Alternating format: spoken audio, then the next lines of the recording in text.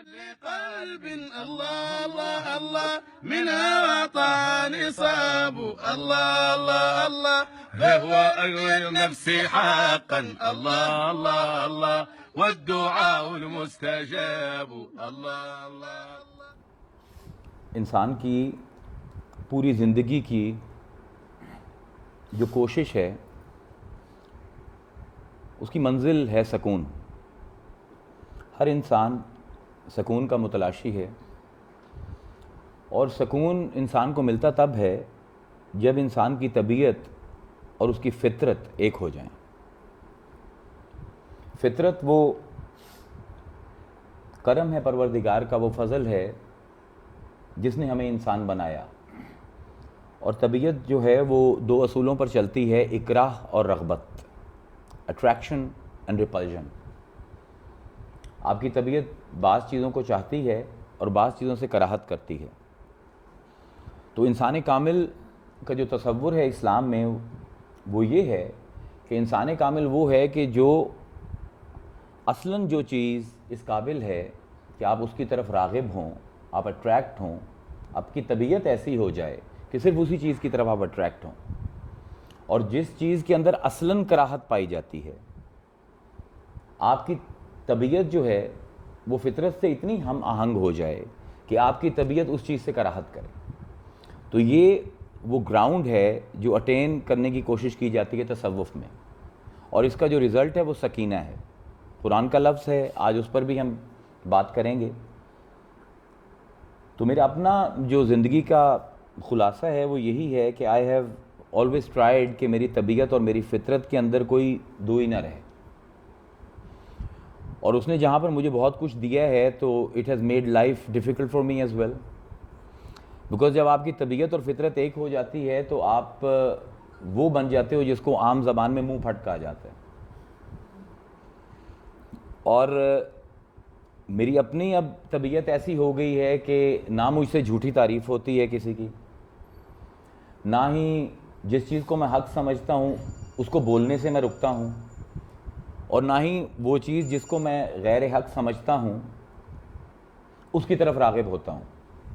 یہ ہو سکتا ہے کہ we are all going through transformation, کہ کبھی میں جس چیز کو حق سمجھ رہا ہوں اس کا زاویہ میرا وہ نہ ہو جو ہونا چاہیے، لیکن اس حال کے اندر جس چیز کو میں حق سمجھتا ہوں اسی کو بیان کروں گا تاکہ میں سکون میں رہوں. تو یہ اصل میں یہ سیدوں کی میراث ہے. اسلام میں سادات نے جہاں پر بہت کچھ دیا ہے قوم کو، وہاں پر ایک یہ منہ پھٹ ہونا بھی دیا ہے. اسلام میں سب سے پہلے تلوار بھی ہمارے ہی والد نے چلائی تھی، اور سب سے پہلے قربانی کا نذرانہ کئی ہزار کے سامنے 100 کے لگ بھگ لوگوں نے بھی، وہ بھی ہمارے خاندان کی روایت ہے. چنانچہ ہم نے کٹنا تو سیکھا ہے، جھکنا نہیں سیکھا، اور جس چیز کو حق سمجھتے ہیں اس پر عمل کرنا یہ ہماری میراث ہے. تو آج بیعت کا موضوع، حالانکہ یہ موضوع میں بھی عرض کر رہا تھا تیمور بھائی سے کہ یہ موضوع وائس ریجنٹ کی سیریز کا 6واں لیکچر تھا، لیکن کوثر صاحب ایک دن میرے گھر وارد ہوئے اور انہوں نے کہا کہ جی اگلا لیکچر جو ہے وہ بیعت کے اوپر ہوگا. اب میرے لیے ذرا مشکل تھا کہ یار 7ویں سٹیپ کے اوپر ایک چیز کو میں بلڈ کر رہا ہوں تو وہاں پر آئے گا تو لوگوں کو زیادہ سمجھ آئے گی، لیکن انہوں نے کبھی انسسٹ نہیں کیا کسی چیز پر. But that day he really insisted. میں نے 3-4 دفعہ کہا یار کوئی اور ٹاپک کر لیتے ہیں، کوئی اور. انہوں نے کہا نہیں جی، گرامر آف لو ہو اور اس کے اندر بیعت ہو. تو پھر میں نے سر تسلیم خم کر لیا. میں نے کہا ٹھیک ہے، اب یہ کوثر ہیں ہمارے، تو کوثر سے اگر دشمنی ہو گئی تو پیاسے رہ جائیں گے. تو اس لیے پھر میں نے سوچا کہ آج اس کو ایز اے انٹروڈکشن پیش کر دیتے ہیں. اس کی جگہ جو ہے وہ 7ویں نشست جو ہے وائس ریجنٹ سیریز کی اسی میں ہی بنتی ہے، لیکن آج اس کی انٹروڈکشن تھوڑے سے اس کے لنگوسٹک انالیسس کہ لفظ بیعت کہاں سے نکلا ہے، اس کا اطلاق کس پر ہوتا ہے، لغوی طور پر اس کے کیا معنی ہیں، اصطلاح میں اس کے کیا معنی ہیں، اس کی کانسٹیٹیوشنل سٹیٹس کیا ہے اسلام میں، بیعت کی کتنی قسمیں ہیں، بیعت کی کتنی شرطیں ہیں، بیعت کن پر واجب ہے، یہ سب بنیادی سوالات ہیں جو کہ کیونکہ ہم اس سلسلے سے اب دور ہو گئے ہیں تو ہمارے عام لوگ تو کیا جو ہمارے مطلب مرشد اتصال بنے ہوئے ہیں ان سے بھی جب آپ یہ سوال کریں گے تو غالباً وہ اس کا جواب نہیں دے سکیں گے. لیکن دیز آر ویری بیسکس. اور میں آج بیعت کو بیعت طریقت کے حساب سے ڈسکس نہیں کروں گا بلکہ صرف قرآنی اور احادیث کے ایویڈنس کی روشنی میں یہ جو 5-6 سوالات ہیں ان کا تجزیہ کریں گے.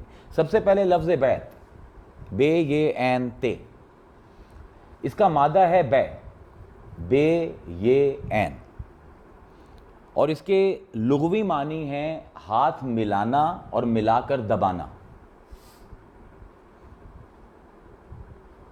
یہ خالصتاً عربی زبان کا لفظ ہے، اور عرب رواج یہ تھا، کسٹم یہ تھا کہ جب آپ کوئی سودا کرتے تھے یا کوئی بھی بات طے کرنی ہوتی تھی کسی سے، تو جب آپ نے اس کے اوپر قطعیت کی مہر لگانی ہوتی ہے یا آپ نے کہنا ہوتا ہے کہ اب it is done from my side, تو اس کا طریقہ یہ تھا کہ ایک آدمی دوسرے کے ہاتھ میں ہاتھ دیتا تھا اور ہلکا سا دباتا تھا. تو اس دبانے کو بیعت کہتے ہیں یا صفقہ کہتے ہیں، 2 لفظ ہیں. اور شریعت کی اصطلاح میں یہ ہاتھ دبانے کا مقصد ہے اطاعت، کہ میں نے اب سودا پکا کر لیا ہے اور اب میں اس شرط سے جو میں نے قبول کی ہے اس سودے میں اس سے پیچھے نہیں ہٹوں گا. تو شرعاً بیعت جو ہے یہ صفقہ سے نکلی ہے، اور صفقہ صاد فے قاف ہے، اور صفقہ کا مطلب ہے ہاتھ دبانا. اور کیونکہ سودا کرتے ہوئے عرب لوگ ہاتھ دباتے تھے تو اس کی مناسبت سے جو بیعت کے شرعی احکام تھے ان کی وجہ سے اس کو استعمال کیا گیا. ورنہ عام عربی زبان اگر آپ کریں گے تو بیع کا مطلب ہے بیچنا، ٹو سیل سم تھنگ. یہ سے کچھ لنگوسٹک انالیسز ہیں. ہسٹوریکلی جو بیعت کا ہمیں مینشن ملتا ہے ارلیسٹ سورسز میں ان عربک کلچر، وہ حضور کے ایک جد اعلیٰ ہیں قصا بن کلاب، حضور کے پردادا. قصا بن کلاب جو تھے یہ سردار تھے مکہ مکرمہ کے، اور ان کے زمانے میں ایک قبیلہ تھا جس کا نام خزاعہ تھا. تو خزاعہ کے لوگ جو تھے انہوں نے کچھ فساد کیا تھا، جس کی وجہ سے قصا نے سارے قریش کو اکٹھا کر کے ان سے بیعت لی تھی کہ ہم ان کو we will drive them away from مکہ. سو یہ آپ کو ایک ریکارڈڈ اکاؤنٹ ملتا ہے تاریخ میں بیعت کا. اس کے بعد حضور کی زندگی میں تو آپ اگر دیکھیں گے تو شروع سے لے کر آخر تک بار بار بیعت ہوئی ہے. بہت مشہور ہیں مکہ مکرمہ میں آپ کی 2 بیعت، ایک کو ہم کہتے ہیں بیعت عقبہ اولیٰ اور دوسری کو کہتے ہیں بیعت عقبہ ثانیہ. بیعت عقبہ اولیٰ مینا کے مقام پر 12ویں سال میں حضور کی تبلیغ کے مدینہ سے 12 لوگ آئے تھے اور انہوں نے آپ کے حضور کے ہاتھ پر بیعت کی تھی. اور 13ویں ہجری میں یہ اصل میں یہ جو عقبہ کا لفظ ہے یہ العقبہ نام کا ایک ٹیلہ ہے مینا کے مقام پر، اس کے پیچھے چھپ کر حضور نے ان سے بیعت لی تھی. تو اس کو بیعت عقبہ اولیٰ کہتے ہیں. اور اس کے بعد اگلے سال زیادہ لوگ آئے مدینہ سے اور بیعت عقبہ ثانیہ منعقد ہوئی. اس کے بعد جب بیعت ہو گئی تو آپ نے کہا کہ وہ 12 نقیب کہاں ہیں جو پچھلے سال یہاں سے نقباء کا تصور آتا ہے. We will relate it to saintliness later, but you can understand the drift. تو 12 کا عدد بھی بہت اہم ہے. 12 امام ہیں، 12 گھنٹے ہیں، 12واں سال ہے حضور کی تبلیغ کا اور 12 ہی لوگ ہو رہے ہیں، بیعت ہو رہے ہیں. تو آپ نے اگلے سال پھر ان 12 کو اپنا مبلغ بنا کر مدینہ میں بھیجا تھا، اور یہ جو بیعت عقبہ ثانیہ تھی اس کے نتیجے میں ہجرت ہوئی تھی. So it has a very huge role, بیعت has a huge role to play in Islam. جب حضور جب مدینہ میں آئے تو پھر غزوہ بدر ہوئی. تو غزوہ بدر سے پہلے آپ نے بیعت لی صحابہ سے، جس کا قرآن میں بھی ذکر ہے. اس کے بعد بیعت رضوان ہوئی which is the most important of all بیعت بائی ہولی پروفٹ، جس کے اوپر آیت ہے جو میں نے آپ کے سامنے پڑھی ہے کہ ان الذین یبایعونک، وہ لوگ جنہوں نے تیرے ہاتھوں میں ہاتھ دے کر دبائے. جنہوں نے تیرے ہاتھ میں ہاتھ دیے، انما حسر کا صیغہ ہے، فی الحقیقت انہوں نے تیرے ہاتھ میں ہاتھ نہیں دیے۔ انما استعمال ہوتا ہے جب آپ نے کسی چیز کو حتمی شکل دینی ہو کہ this is the truth, this is not the truth. ان الذین یبایعونک، بے شک وہ لوگ جنہوں نے تیرے ہاتھ میں ہاتھ دیے، انما فی الحقیقت بس محض کے محض یبایعون اللہ، انہوں نے اللہ کے ہاتھ دبائے، انہوں نے اللہ کے ہاتھ میں ہاتھ دیا اور دبایا۔ ید اللہ فوق ایدیہم، ان کے اوپر جو ہاتھ تھا وہ میرا تھا، تمہارا نہیں تھا۔ تو یہ بیت رضوان ہے، اور اس کے اوپر اللہ تعالیٰ نے ان صحابہ کرام کے لیے جو بیت رضوان کے لیے تھے ان کے لیے جنت کی بشارت دی، اپنی رضا کی بشارت دی۔ فرمایا لقد رضی اللہ عن المؤمنین اذ یبایعونک تحت الشجرہ، کہ اللہ فرماتا ہے کہ ہم نے ان لوگوں سے راضی ہو گئے جنہوں نے درخت کے نیچے تجھ سے بیعت کی۔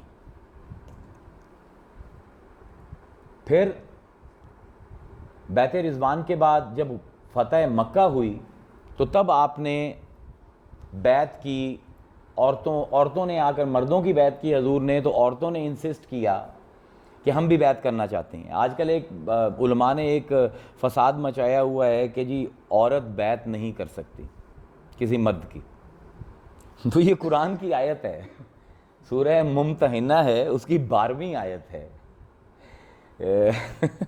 اب کیا آدمی کہے، اب یہ بھی علمیت کی بات ہے کہ اللہ تعالیٰ قرآن میں فرماتا ہے، I'm sorry I could not prepare for the lecture because I was on a vacation mode، تو میں نے یہ آیت لکھ لی تھی کہ اللہ فرماتا ہے یا ایھا النبی اذ جاءک المؤمنات، اے نبی جب تیرے پاس عورتیں آئیں، یبایعنک، بیعت کرنے کے لیے، تو ان کی بیعت لے، حکم ہے اللہ کا۔ الا ان لا یشرکنا باللہ شیئا، اور بیعت کی شرطیں کیا رکھ کہ یہ اللہ کے علاوہ کسی اور کو اللہ کے ساتھ شریک نہیں بنائیں گی، ولا یسرکنا، اور چوری نہیں کریں گی، ولا یزنینا، and they will not commit adultery, ولا یقتلنا اولادہن، اور اپنی اولادوں کو قتل نہیں کریں گی، ولا یاتینا ببہتان، اور دوسروں پر جھوٹے بہتان الزام نہیں لگائیں گی۔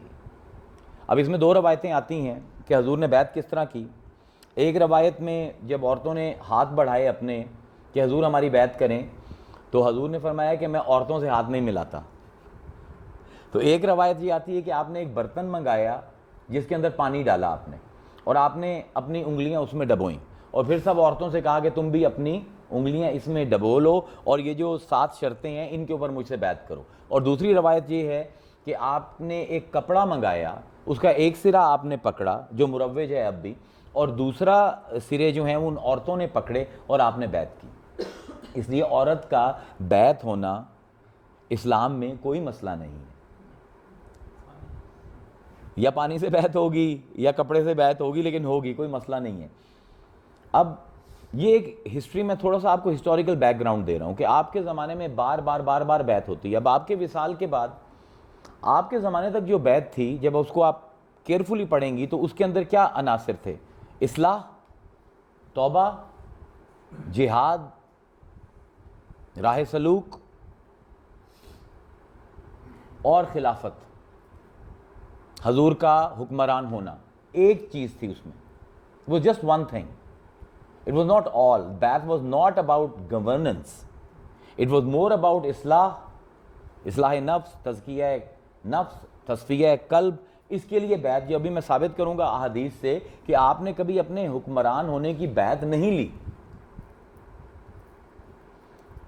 آج ہم نے بیعت کو، کیونکہ پرابلم یہ ہے کہ حضور کے زمانے تک یہ تمام عناصر بیعت میں تھے کہ جو بھی حضور سے بیعت کر رہا تھا، حضور کو نبی سمجھ کے، حضور کو مصلح سمجھ کے، اپنا رہبر سمجھ کے، اپنا ضامن سمجھ کے قیامت کا، اور مدینے کا حکمران سمجھ کے بیعت کرتا تھا۔ ہمیں باقی ساری چیزیں بھول گئی ہیں، صرف حضور کا حکمران ہونا یاد رہ گیا ہے۔ اصل میں جب حضور کا وصال ہوا ہے تو there was a major shift. حضرت ابو بکر نے جو بیعت لی ہے وہ خلافت کی لی ہے، اصلاح کی نہیں لی۔ وہ پیر نہیں تھے ان کے، حضور تو پیر تھے نا، حضور تو نبی تھے۔ اب رول شفٹ ہو رہا ہے کہ اب خلیفہ آ رہا ہے جو خلافت عرضی کے اندر آتا ہے.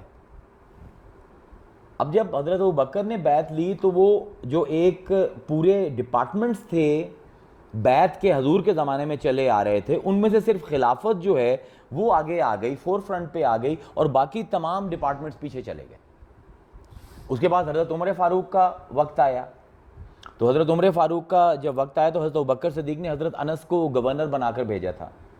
جب پتہ لگا کہ حضرت ابوبکر صدیق کا وصال ہو گیا ہے اور مسلمانوں نے حضرت عمر کو خلیفہ چنا ہے تو آپ واپس آئے.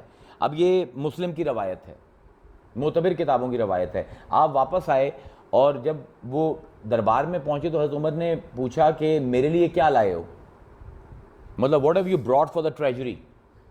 تو انہوں نے کہا کہ یا امیر المؤمنین البیت اولا فبسط یدہ.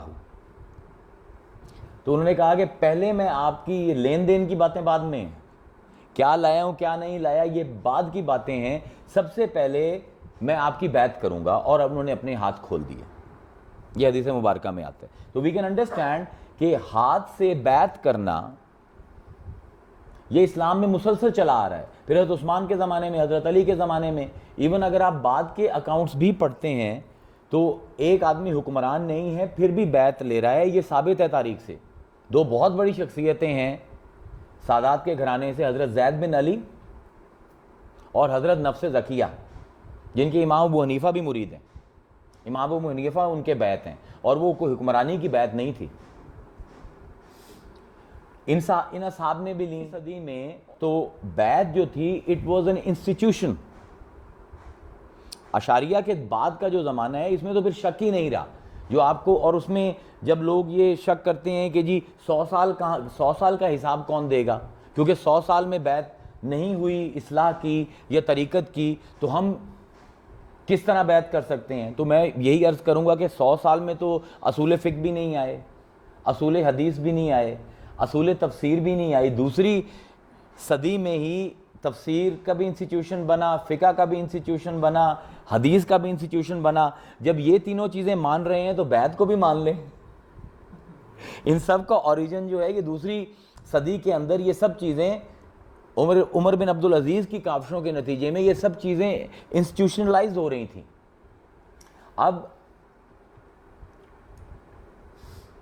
شفٹ کہاں پہ آیا ہے بیعت سے؟ ہم نے یہ دیکھا ہے کہ حضور کے زمانے کے بعد بیعت کا جو پرائمری موٹیو تھا وہ خلافت کا قیام تھا. امویوں کے زمانے میں بھی بیعت تھی لیکن انہوں نے رسم تبدیل کر دی تھی. ابن خلدون نے اس کے اوپر بڑا لمبا چوڑا مقدمہ لکھا ہے, پڑھنے کا لائق ہے. آپ کہتے ہیں کہ امویوں نے اس رسم کو شاہانہ اور فقیرانہ طرز دے دی تھی, کیونکہ امویوں کے زمانے میں جب خلیفہ کا اقرار کیا جاتا تھا تو ہاتھ میں ہاتھ نہیں دیا جاتا تھا. 3 اس کی صورتیں رہی ہیں امویوں کے زمانے میں. ایک یہ کہ قسم اٹھا کر آپ بیعت کرتے تھے, دوسرا یہ کہ آپ ہاتھ چومتے تھے خلیفہ کا, کیونکہ خلفاء کے نزدیک اب یہ عیب تھا کہ وہ بادشاہ ہو کر عوام سے ہاتھ ملائیں اور عوام ان کے ہاتھ دبائیں. اب آپ دیکھ رہے ہیں کہ ایک پرائیڈ آ رہا ہے, every thing is getting a shift. رسوم سے, ریچول سے آپ کو بہت اندازہ ہوتا ہے کسی سویلائزیشن کا. تو ابن خلدون نے کہا ہے کہ یہاں پر آ کر وہ جو فقیرانہ بیعت تھی رسول کے زمانے کی, جو ایکویلٹی کی سطح پر تھی, وہ چینج ہو گئی. 3 شکلیں بنائیں کہ یا ہاتھ چومو خلیفہ کا تو وہ تمہارا خلیفہ ہے, یا اس کے سامنے قسم کھاؤ کہ میں آپ کو خلیفہ مانتا ہوں اور آپ کی اطاعت میں رہوں گا, یا تیسرا جو اس سے بھی زیادہ جو عباسیوں نے بھی اس طریقے کو اپنائے وہ یہ تھا کہ خلیفہ کے سامنے آ کے آپ زمین چومتے تھے. You were not even allowed to kiss the hand of the caliph. مطلب ایک لگ رہا ہے کہ کانشیس ایک موو چل رہی ہے کہ آپ نے لوگوں کو بتانا ہے کہ یہ تم سے کوئی اعلیٰ ہستی ہے. وہ جو ایک ہیومن کانٹیکٹ کا جو تھا وہ ہم دیکھیں گے کہ ہیومن کانٹیکٹ کیا کرتا ہے if we have time today, کہ وائے بیعت کے لیے ہاتھ کا, کیونکہ اللہ نے بھی جب کہا ہے ید اللہ فوق ایدیہم, اور جب حضرت انس بھی آئے ہیں تو فبسط یدہ, انہوں نے بھی اپنا ہاتھ کھولا ہے. حضور نے کیوں ہمیشہ ہاتھ سے بیعت کی ہے, یہ ایک علیحدہ بحث ہے. اب امویوں کے دور میں بیعت it had a degree of arrogance, and it was to separate عوام from خلیفہ. اس کی رسوم بھی وہی, کر دی گئیں، اور وہ جو حضور کے زمانے میں ایک بیعت تھی جس کے اندر اصلاح بھی تھی، توبہ بھی تھی، تزکیہ بھی تھا، تصفیہ بھی تھا، وہ سب بیک ڈور پر چلے گئے۔ اس کے لیے ایک پوری پھر موومنٹ چلی صوفیاء کے اندر حسن بصری کے زمانے سے، کیونکہ حضور کا آپ کو یہ سمجھنا چاہیے، یہاں پر یہ کہنا مطلب ہو سکتا ہے بعض لوگ برا مان جائیں، حضور کا بعثت کا مقصد کہیں بھی حکمرانی نہیں ہے، قرآن میں کہیں بھی حکمرانی نہیں ہے۔ لَقَدْ مَنَّ اللَّهُ عَلَى الْمُؤْمِنِينَ إِذْ بَعَثَ فِيهِمْ رَسُولًا مِّنْ أَنفُسِهِمْ يَتْلُو عَلَيْهِمْ آيَاتِهِ وَيُزَكِّيهِمْ وَيُعَلِّمُهُمُ الْكِتَابَ وَالْحِكْمَةَ وَإِنْ كَانُوا مِنْ قَبْلُ لَفِي ضَلَالٍ مُّبِينٍ۔ اللہ تعالیٰ نے 4 ڈپارٹمنٹس دیے ہیں رسول کو۔ یتلو علیہم آیاتہ، ہماری آیتیں تلاوت کر، اس کے لیے قاری آ گئے۔ وَيُعَلِّمُهُمُ الْكِتَابَ، ان کو کتاب کا علم دے، اس کے لیے مولانا صاحب آ گئے۔ وَيُزَكِّيهِمْ، ان کے نفس کو پاک کر۔ اب وہ گروہ ہمیں چاہیے ہسٹری میں جس نے یہ دعویٰ کیا ہو کہ مجھے وہ علم آتا ہے کہ میں نفس کو پاک کر سکتا ہوں۔ والحکمہ، چلیں آپ فلاسفہ کو اور متکلمین کو اس میں کہ وہ نبی کے وارث تھے، انہوں نے حکمت کی باتیں کی، مولوی صاحب نے قرآن کی تعلیم دی، قاری صاحب نے آیت کی تلاوت کی، تو تزکیے کا جو ڈپارٹمنٹ ہے وہ کس نے سنبھالا ہے؟ اور تزکیہ نفس کا ہوتا ہے، and نفس is not something that you can see, it has got nothing to do with اعمال۔ مطلب اگر کوئی بندہ یہ سمجھتا ہے کہ نمازیں پڑھنے سے میرے نفس کا تزکیہ ہو جائے گا، he is sadly mistaken۔ آپ کے پاس یہ فون ہے، اس فون کے اندر ہارڈ ویئر ہے اور سافٹ ویئر ہے۔ if there is a problem with the software, I can change all the covers, I can change my screen, it won't work۔ I need somebody who knows this phone's inner constitution۔ تزکیہ ہمیشہ اندر سے باہر ہوتا ہے، باہر سے اندر نہیں ہو سکتا۔ اور یہ جتنی خواتین بیٹھی ہیں آپ سب جانتی ہیں کہ جب ایک کپڑا میلا ہو جائے تو میل اس کے اندر سرائیت کر جاتی ہے اس کے ریشوں میں، اس کو آپ جتنے ہاتھ کی تھپکیاں دے لیں وہ کبھی صاف نہیں ہوگا۔ آپ کو کیا کرنا پڑے گا؟ you have to dip it in water تاکہ اس کے اندر سے میل نکلے۔ اس لیے ایک پورا انسٹیٹیوشن بنا، اطباء روحانیہ، the doctors of the soul، الحکماء باطنیہ، the wise men of the inner self۔ تو پورا یہ ایک ڈپارٹمنٹ تھا جس کے اوپر ہم غور ہی نہیں کرتے in the evolution of بیعت، کہ اب تو آپ کے لیے بڑا آسان ہے، آپ نے بچے کو قرأت سکھانی ہے، آپ اس کو قاری صاحب کے پاس بھیج دیجئے۔ آپ اس کو قرآن حدیث کا مطالعہ کروانا چاہتے ہیں، عربی سکھانا چاہتے ہیں، آپ اس کو کسی عالم کے پاس بھیج دیجئے۔ آپ نے اس کو فلسفہ و حکمت سکھانی ہے، آپ اس کو کسی فلسفی کے پاس بھیج دیجئے۔ تو اگر تزکیہ کرانا ہے بچے کا، یو نیڈ اے ڈپارٹمنٹ نا۔ اور مجھے بتائیے کہ قرآن نے کہاں کہا ہے کہ مصطفیٰ کی بیعت ہم کروا رہے ہیں حکومت کے لیے؟ حکومت قائم کرنا تو پروفیسی کا کبھی آبجیکٹو رہا ہی نہیں۔ بھائی اگر آبجیکٹو ہوتا یہ پروفیسی کا تو آپ حضرت عیسیٰ کو کس کھاتے میں ڈالیں گے؟ حضرت ابراہیم کو کس کھاتے میں ڈالیں گے؟ آپ کے تو 99% پھر معاذ اللہ آپ کو کہنا پڑے گا the prophets have failed۔ تو بیعت کو حکومت کے ساتھ اٹیچ کرنا، اس کی کوئی اور وجوہات ہیں جس کے اوپر میں بات نہیں کروں گا کیونکہ میں نے بھی زندہ رہنا ہے پاکستان میں۔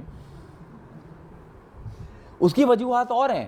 قرآنک سینس میں بیعت کا انہی 4 چیزوں سے تعلق ہے کہ اللہ کی آیتوں کو دکھاتا رہے، تعلیم کتاب کرتا رہے، حکمت کی باتیں کرتا رہے اور ان کے نفسوں کو پاک کرتا رہے۔ اب بیعت جو ہے، جب پولیٹیکل سائنس میں ہم لفظ بیعت کو پڑھتے ہیں، کیونکہ حضور کی جو جتنی بھی حضور نے بیعت کی ہے اس کو حکماں نے 2 حصوں میں تقسیم کی ہے۔ ایک کو کہتے ہیں بیعت عام اور ایک کو کہتے ہیں بیعت خاص۔ بیعت عام وہ ہوتی ہے جس میں شرط نہیں ہوتی، کسی کی اطاعت بس ایک ہی شرط ہوتی ہے، اور بیعت خاص ہوتی ہے جب خاص شرطوں کے اوپر بیعت کی جاتی ہے۔ دونوں میں فرق ہے۔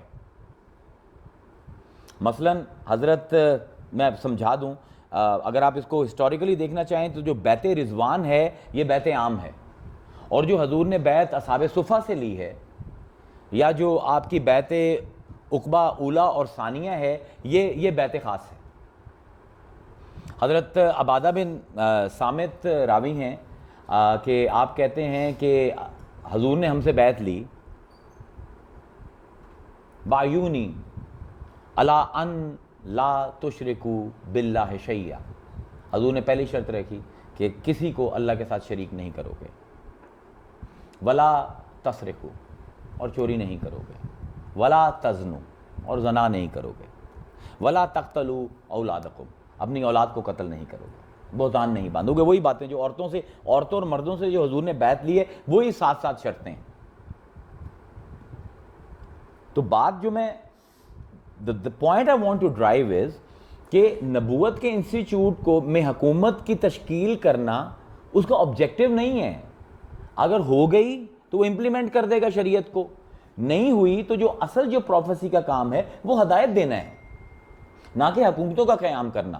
یہاں پر پولیٹیکل سائنس میں جو اس میں کنفیوژن ہو جائے گی خاص طور پہ وکیلوں کو، جو بیعت خاصہ اور بیعت عامہ کہتے ہیں، دیٹ از ڈفرنٹ۔ اور یہاں پر پوری ڈیبیٹ کھلتی ہے کہ کیا ڈیموکریسی کمپیٹیبل ہے اسلام کے ساتھ کہ نہیں، کیونکہ ایک ہمارے عالم ہیں ہمارے ہی حلقے کے، انہوں نے کتاب لکھی ہے، مجھے وہ کتاب بھی کسی نے تحفتاً پیش کی تو میں نے اس کو پڑھا تو 3 صفحے پڑھ کے میں نے رکھ دیے، کہ اس کے اندر انہوں نے ثابت کیا ہے کہ جمہوریت کا جو ووٹنگ سسٹم ہے یہ بیعت کا ہی سسٹم ہے۔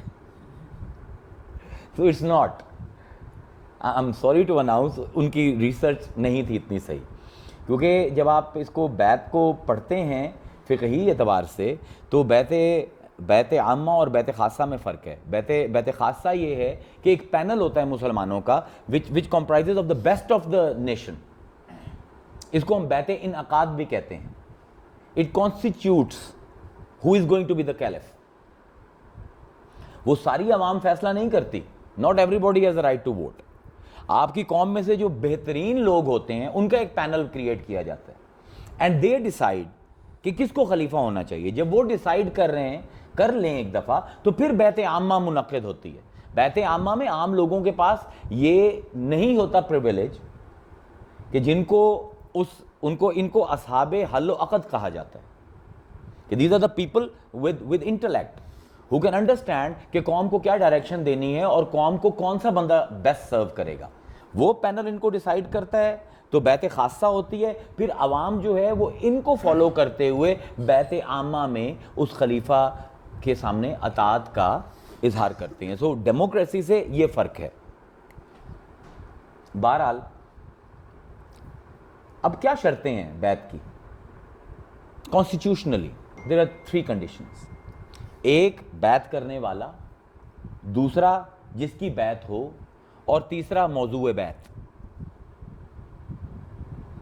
ایک جو کسی کی اطاعت میں آئے، دوسرا جو اس کی اطاعت قبول کرے، اور تیسرا موضوع بیعت، کس چیز کے اوپر اطاعت قبول کر رہا ہے۔ اور 3 شرطیں ہیں بیعت کے صحیح ہونے کے لیے، کہ دونوں پارٹیز میں 3 کنڈیشنز ہونی چاہیے۔ یہ حنفی فقہ ہے، 3 کنڈیشنز کا ہونا ضروری ہے دونوں پارٹیز میں۔ ایک تو یہ کہ دونوں پارٹیز موجود ہوں جب بیعت ہو رہی ہے، اور 3 شرطیں ہیں عقل، رشد، یعنی جو دونوں کر رہے ہیں وہ عقل مند ہوں، جو ڈیسیژن لے سکیں کہ مجھے اس کی بیعت کرنی چاہیے نہیں، ججمنٹ ان کے اندر پائی جاتی ہو، اور کسی صحیح کام کے اوپر بیعت ہو رہی ہو، کسی غلط کام کے لیے، کیونکہ اور تیسرا یہ ہے کہ آزادی ہو، اختیار ہو۔ جبری بیعت فاسد ہوتی ہے حنفی فقہ میں، مطلب اگر آپ زبردستی کسی کو اپنا مطیع کر لیتے ہو تو فقہی اعتبار سے that بیعت will be illegal۔ تو امویوں نے جو بیعت لی ہے وہ اسی گرے ایریے میں آتی ہے۔ اس میں اختیار کا ہونا ضروری ہے، اس میں رشد کا ہونا ضروری ہے، اس میں عقل کا ہونا ضروری ہے، اس میں بلوغ کا ہونا ضروری ہے۔ ہاں بعض کنڈیشنز میں ایک نابالغ بھی بیعت کر سکتا ہے، but that is a very technical discussion, اس کی طرف ہم نہیں جائیں گے۔ تو یہ کنڈیشنز ہیں بیعت کی۔ اب بیعت کی قسمیں کتنی ہیں؟ دس از اے ویری امپورٹنٹ کوسچن۔ بیعت کی 6-7 قسمیں ہیں جو حضور نے کی ہیں۔ سب سے پہلی ہے بیعت اسلام۔ آج لوگ جو بحث کرتے ہیں کہ کیا کوئی مرشد کسی کی بیعت لے سکتا ہے یا نہیں شرعن، تو وہ یہ نہیں سمجھتے ہیں کہ ہر مسلمان اسلام میں مرشد ہے۔ بیعت اسلام کیا ہے؟ کہ ایک آدمی جو کلمہ گو ہو اور 5 آرٹیکلز آف فیتھ کو ماننے والا ہو کوئی بھی غیر مسلم، اس کے ہاتھ میں ہاتھ دے کے کلمہ پڑھے تو غیر مسلم مسلمان ہو جائے گا. اس میں آپ سب کو اجازت ہے بیعت لینے کی. مطلب پیر صاحب نے بیعت لی ہے تو شور مچ گیا ہے. عام مسلمان جب تبلیغ پر جاتا ہے اور وہ بیعت اسلام لیتا ہے تو تب سب کچھ جائز ہے. یہ بیعت اسلام تمام صحابہ نے لی ہے، تمام مسلمانوں نے، آج بھی مبلغ لے رہے ہیں. پھر ایک بیعت جہاد ہے جو حضور نے لی ہے کہ جہاد کے موقع کے اوپر بیعت لینا. پھر ایک بیعت ہے جس کو ہم بیعت توبہ کہتے ہیں کہ کسی بھی اچھے آدمی کے سامنے جا کر یہ کہنا کہ میں آج سے گناہوں کی زندگی ترک کرنا چاہتا ہوں. So do you suggest me? The other person doesn't have to be a murshid. He doesn't have to be a peer. جس آدمی کو آپ اپنے آپ سے بہتر سمجھتے ہیں اس کے ہاتھ پر آپ توبہ کی بیعت کر سکتے ہیں. صحابہ نے لی ہے. پھر ایک بیعت اصلاح ہے. If you want reformation in your life, تو کسی بھی ایسے آدمی کو جو آپ کے نظر میں آئیڈیل ہے آپ اس کے سامنے جا کے بیعت لے سکتے ہیں. پھر ہے بیعت معاہدہ. آپ خرید و فروخت کر رہے ہیں، آپ نے شرطیں طے کر لی ہیں تو اس میں بھی آپ بیعت کر سکتے ہیں. پھر ہے بیعت اطاعت جو ایک مسلم معاشرہ اپنے امیر کی کرتا ہے، اپنے امام کی کرتا ہے. اور پھر ہے بیعت طریقت یا بیعت سلوک. اور یہ آئی ہی اس لیے کہ تزکیہ کا انسٹیٹیوٹ جو تھا وہ اسلام سے غائب ہو رہا تھا اور بڑی شاہانہ سی ایک کیفیت ہو گئی تھی بیعت لینے کی اور دینے کی. تو اس کو بریک ڈاؤن کرنے کے لیے، وہ ایکولیبریم پروفٹ کے زمانے کا واپس لانے کے لیے حسن بصری اور ان لوگوں نے یہ پورے خانقاہی سسٹم کی بنیاد رکھی. تو اب پرابلم پھر وہاں پہ ہے کہ بیعت اسلام پر شور کوئی نہیں مچاتا. بیعت اطاعت پر آپ ووٹ کاسٹ کرتے ہیں، کوئی شور نہیں مچاتا. بیعت اصلاح پر کوئی شور نہیں مچاتا. بیعت جہاد پر بھی کوئی شور نہیں مچاتا. اگر شور مچایا جاتا ہے تو بیعت سلوک کے اوپر مچایا جاتا ہے. اب یہ بیعت سلوک ہے کیا؟ اس کو سمجھنا بڑا ضروری ہے. And this is a but technical. میں کوشش کروں گا کہ آسانی سے سمجھ میں آ جائے. اصل میں قرآن کی نظر سے جب آپ اس کائنات کو دیکھتے ہیں تو اس کائنات کی اپنی کوئی حقیقت نہیں ہے. We all are just symbols which signify something higher than us. تو جتنے بھی لوگ یہاں پر بیٹھے ہیں، جتنی بھی چیزیں اس کائنات میں پائی جاتی ہیں، سب آیات ہیں اللہ کی. اور یہ میں نہیں کہہ رہا، یہ خود قرآن کہہ رہا ہے. اللہ تعالیٰ فرماتا ہے اِنَّ فِي خَلْقِ السَّمَاوَاتِ وَالْأَرْضِ وَاخْتِلَافِ اللَّيْلِ وَالنَّهَارِ لَآيَاتٍ لِّأُولِي الْأَلْبَابِ. آسمانوں کی اور زمین کی پیدائش میں اور دن اور رات کے آنے جانے میں ہماری آیات ہیں. وَفِي الْأَرْضِ آیَاتٌ لِّلْمُوقِنِينَ. یقین کرنے والوں کے لیے یہ زمین ہماری آیت ہے. وَفِي أَنفُسِكُمْ أَفَلَا تُبْصِرُونَ. اللہ کہتا ہے تمہارے اپنے نفس بھی تو ہماری آیت ہے، تم کیوں نہیں غور کرتے، کیوں نہیں اپنے آپ کو دیکھتے ہو؟ تم بھی ہماری ایک مجسم آیات ہو. سَنُرِيهِمْ آيَاتِنَا فِي الْآفَاقِ وَفِي أَنفُسِهِمْ حَتَّى يَتَبَيَّنَ لَهُمْ أَنَّهُ الْحَقُّ. ہم دکھاتے رہتے ہیں اپنی آیتیں تمہارے اپنے جسموں میں اور تمہارے ارد گرد کے اجسام میں تاکہ تم حق تک پہنچو. تو اس کائنات میں کوئی ایک بھی چیز ایسی نہیں ہے کہ you can put your finger on it and سے دس از ناٹ آیت آف گاڈ.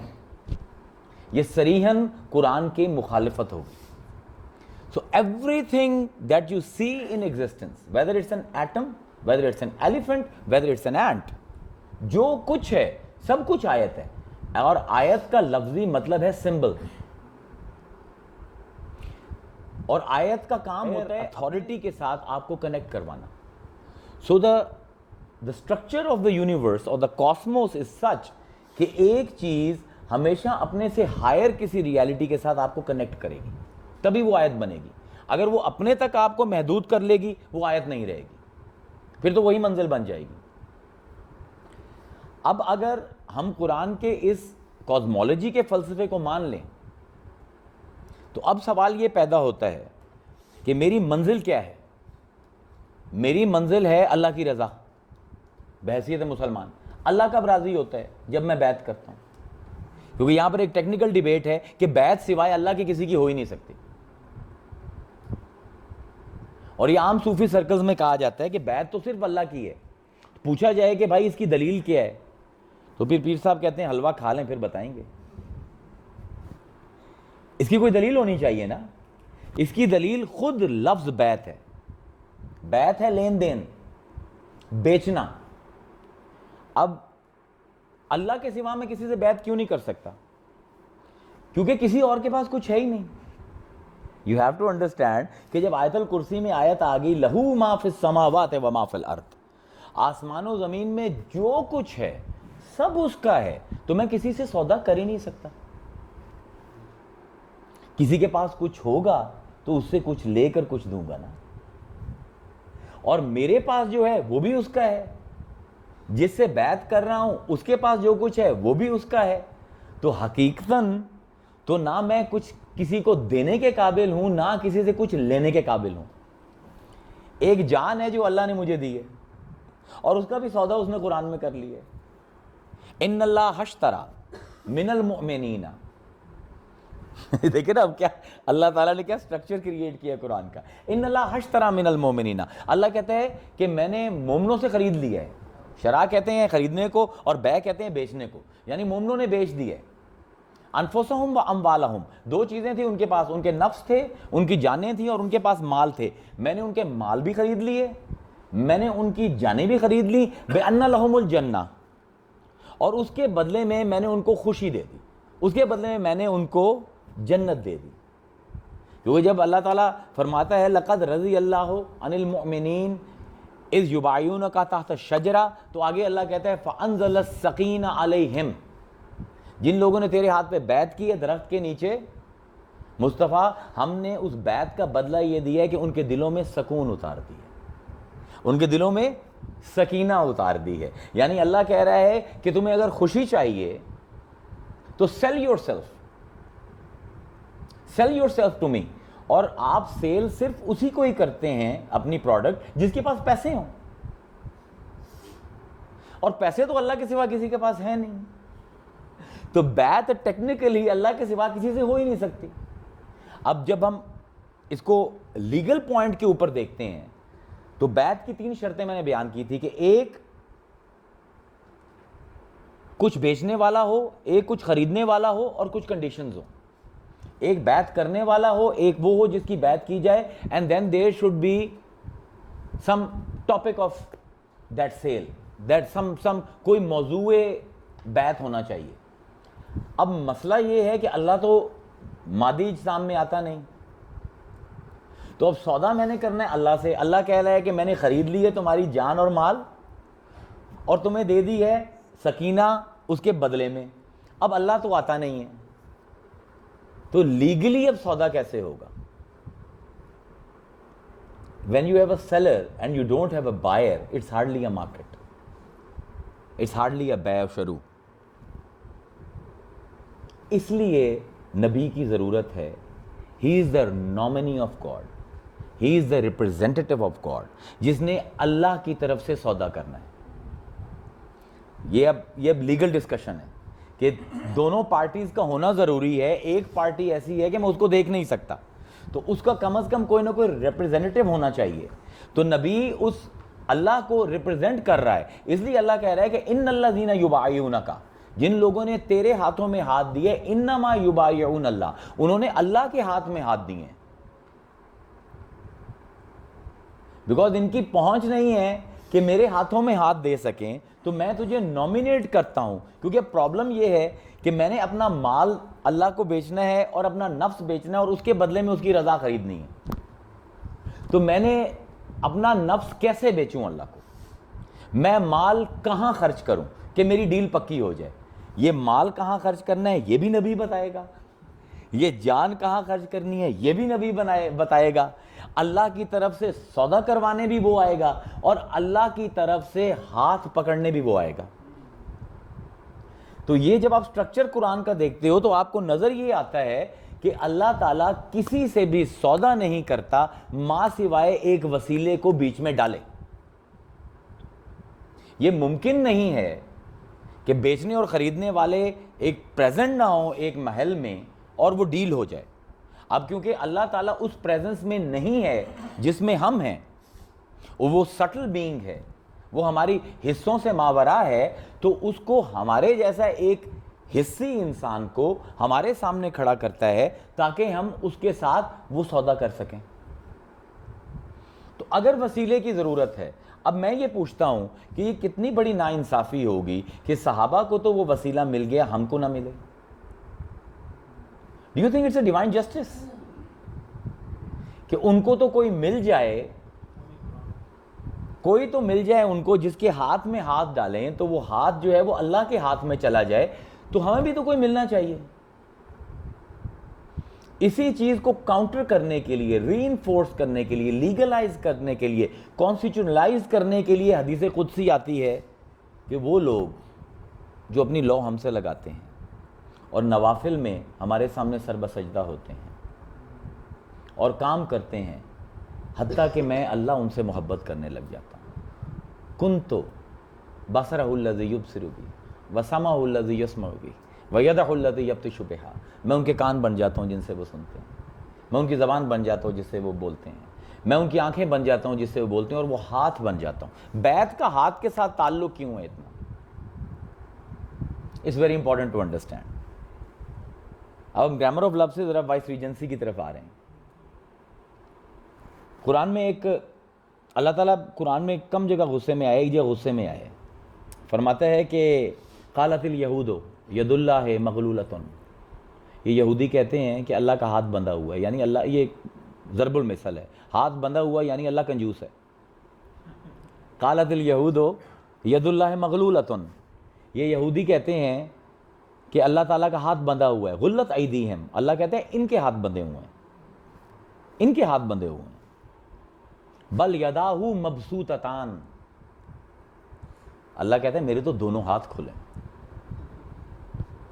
مبسوطتان تثنیہ کا صیغہ ہے، میرے تو دونوں ہاتھ کھلے ہیں. اب اللہ کے یہ دونوں ہاتھ کہاں کھلتے ہیں؟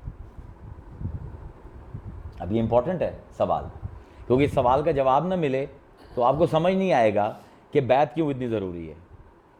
اللہ نے یہ دونوں ہاتھ قرآن میں کھولے. ایک ہے سورہ ملک کا مطلع اور دوسرا ہے سورہ یاسین کا مقطع. اس کو شاعری کی زبان میں سمجھ لیں.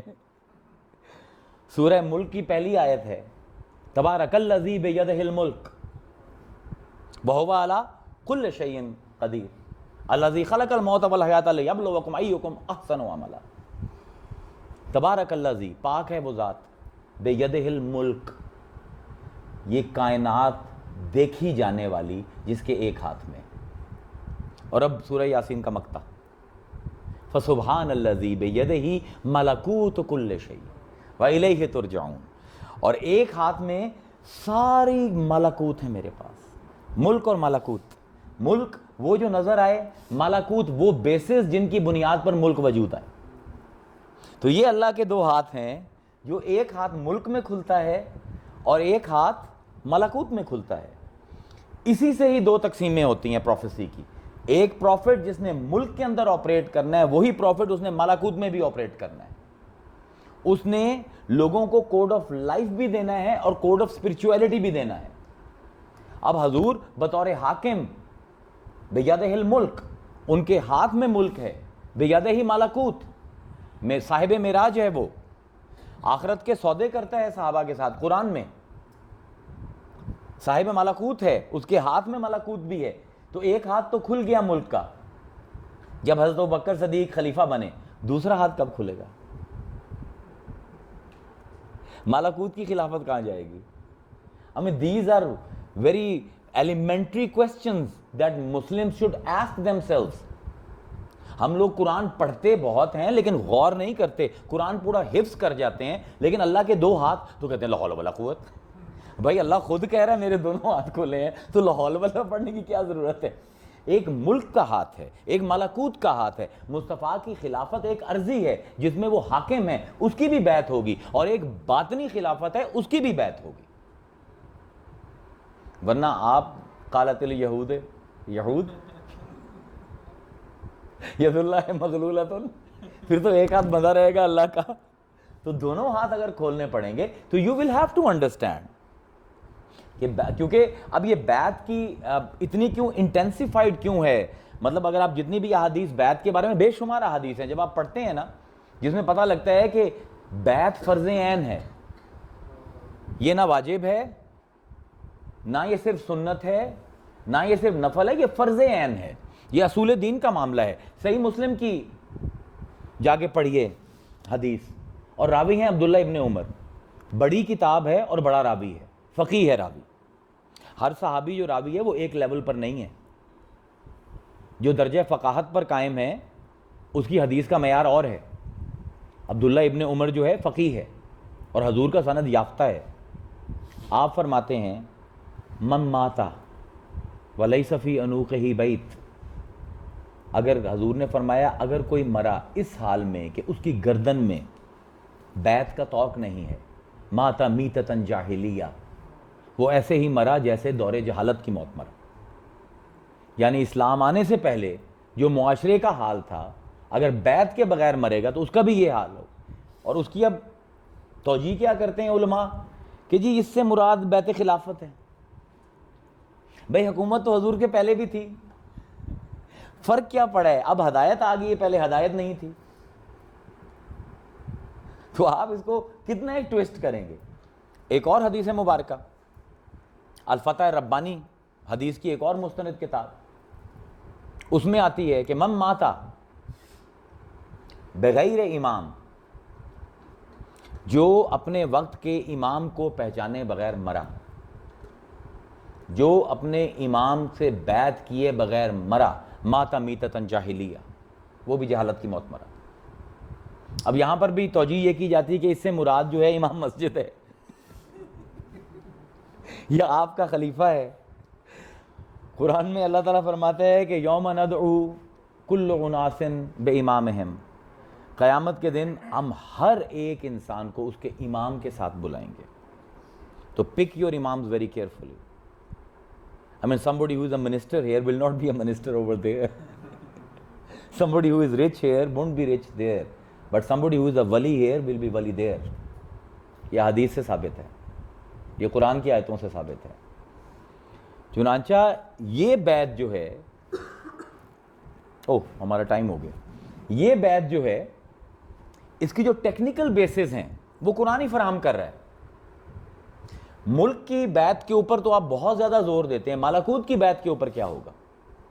اب یہ جو سارا ریولوشن ہے حسن بصری کے سکول کا، اور ایونچولی اشاریہ کے دور میں اس کو ایک باقاعدہ اس نے خانقاہ کی شکل لے لی ہے، اور اس کی کلمینیشن آگے غوث الاعظم کے زمانے میں ہوتی ہے۔ یہ ہمارا وائس ریجنٹ کا ٹاپک ہے جو بھی میں انٹروڈیوس کرا رہا ہوں، کہ ہمیں یہ دیکھنا پڑے گا کہ اللہ تعالیٰ نے 4-5 نبیوں کو حکومت دی ہے، باقیوں کو حکومت نہیں دی۔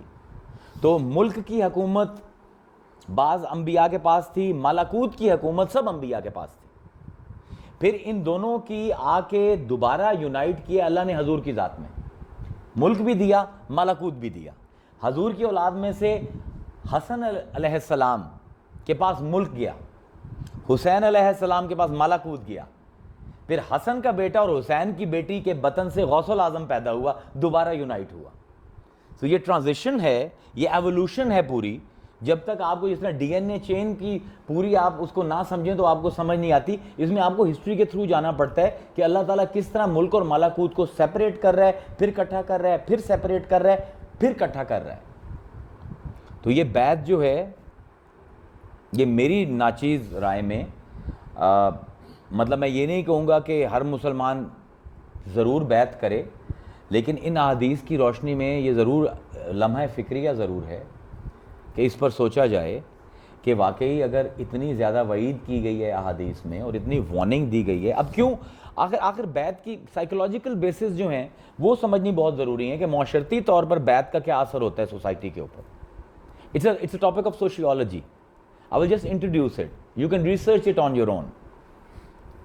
قرآن میں سب سے پہلا کافر کون ہے؟ ہم تو خیر اب سارے ہی کافر ہیں مسلمانوں معاشرے میں، تو کوئی بھی نہیں بچا ہوا۔ قرآن کا سب سے پہلا کافر شیطان ہے۔ وَإِذْ قُلْنَا لِلْمَلَائِكَةِ اسْجُدُوا لِآدَمَ فَسَجَدُوا إِلَّا إِبْلِيسَ أَبَىٰ وَاسْتَكْبَرَ وَكَانَ مِنَ الْكَافِرِينَ۔ اللہ کہتا ہے یاد کرو اس وقت کو جب ہم نے فرشتوں سے کہا کہ آدم کو سجدہ کرو،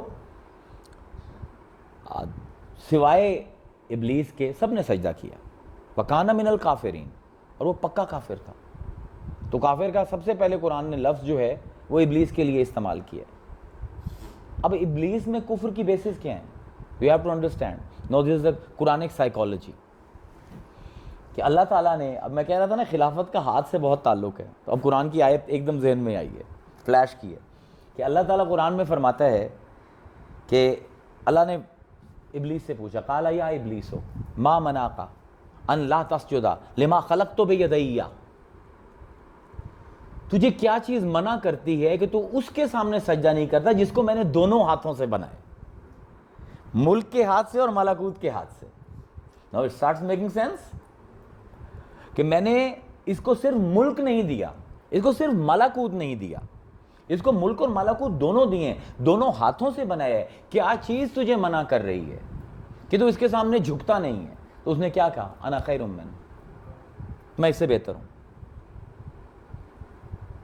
خلقتنی من نار خلقتہ من طین, مجھے تو نے آگ سے پیدا کیا, اس کو مٹی سے پیدا کیا ہے. آگ مٹی کے سامنے نہیں جھکے گی. یہ جو مرشد کے سامنے اس کے ہاتھ میں ہاتھ دے کر اس کے سامنے جھکنا ہے, یہ اصل عاجزی ہے. اللہ کے سامنے جھکنا عاجزی نہیں ہے. جس سے آپ لڑ ہی نہ سکو اس کے سامنے تو ایونچولی جھکنا ہی جھکنا ہے. اٹس ناٹ این عاجزی, اٹس ناٹ انکسار, اٹس ناٹ ابدیت. ابدیت ہے جب اپنے جیسی مخلوق کے سامنے جھکو, اور اس کی سوشل لیول پر امپلیکیشن اتنی ہیوی ہوتی ہے آپ سوچ نہیں سکتے. آج سے 150 سال پرانا انڈو پاک لے لیجئے اور آج کا لے لیجئے, جب تک خانقاہ مضبوط رہی ہے, جب تک انسان کے سامنے جھکتا رہا ہے, تب تک امن رہا ہے.